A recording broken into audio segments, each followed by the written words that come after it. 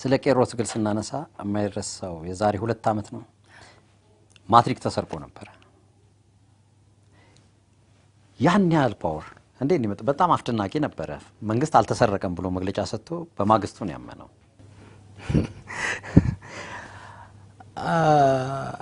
እሺ መንግስት ከህዝብ ጋር ነበር ሲጣላ የነበረው ሚኒስትሩ ካለው ጃዋር ጋር አልነበረ እነሱ ከኔ ጋር ነበር እኔ ግን አውዝ ፕሌይንግ them ምክንያቱም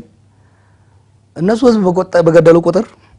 ሰው የሚገደልበት ሰው ፓላስ ውስጥ አለ ትምህርት ሚኒስቴር ውስጥ አለ በየቦታው አለ ከኩሽና እስከ ፓላስ ነበርንኛ የቄሮ ኔትወርክ ከኩሽና በቃ ከታችኛው ኩሽና እስከ ፓላስ ነበር ካገኘኋቸው ኢንፎርሜሽን ውስጥ 90% እኮ አላወጣው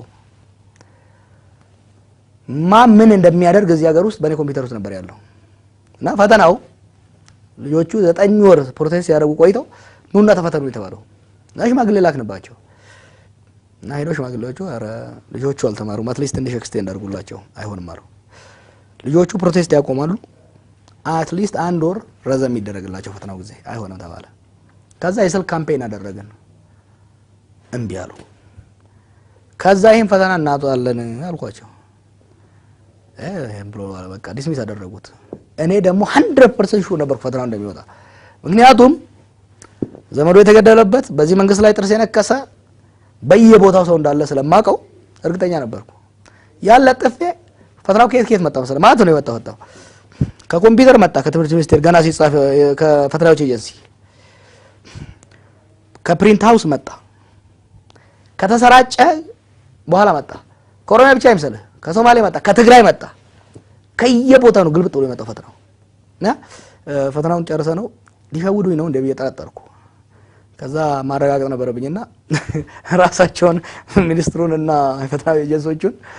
በተወሰነ በሆነ መንገድ ተጠቅመን አውጣጣናቸው ያን ለቀን አሁን ማታ ትምህርት ሚኒስትሩ ወጥቶ ሲናገር ለኛ ኮንፊርም ያደረገው እሱ ነው ፈተናው እንደወጣ በዛው ያወቅኩት 100% ሹር የሆንኩት እርግጠኛ አልነበርክ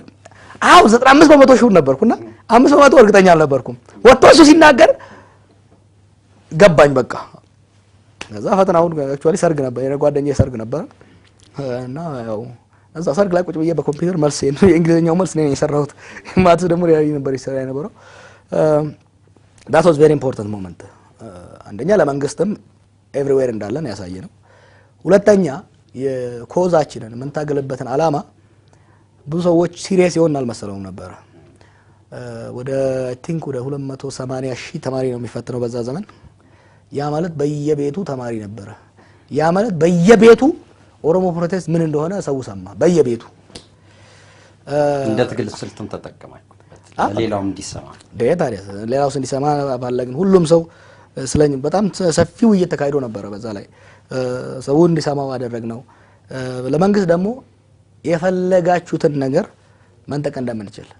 መንግስትን የመንግስትን አቅም በማንኛውም መልኩ መፈታተን እንደምንችል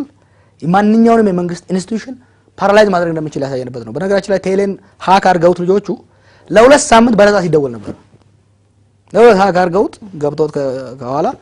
ልጆች ምን ያደርጉ ነበር ሃከር ተበትኖ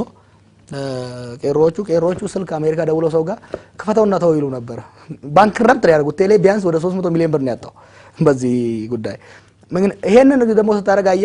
ከላይ አንድ ድርጅት ምናምን የሚያደርገው ሳይሆን የህዝባችንን ንቃተሊና በጣም ከፍ ስላደረግ ነው እያንዳንዱን ኦሮሞ እና የኦሮሞ ህዝብ ደጋፊ ወደ ታጋይ ለውጥ ነው ምን እንደሚሰራ አታውቀውም እና መንግስትን በትንትሩን